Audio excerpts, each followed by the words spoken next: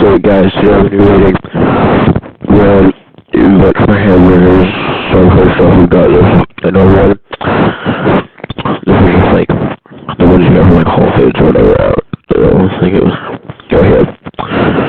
Then we have this one's. I don't really. This looks like it'd be pretty good.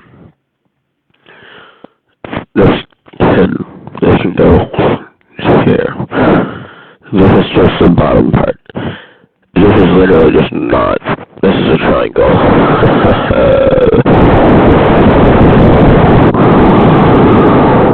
Hamburgers.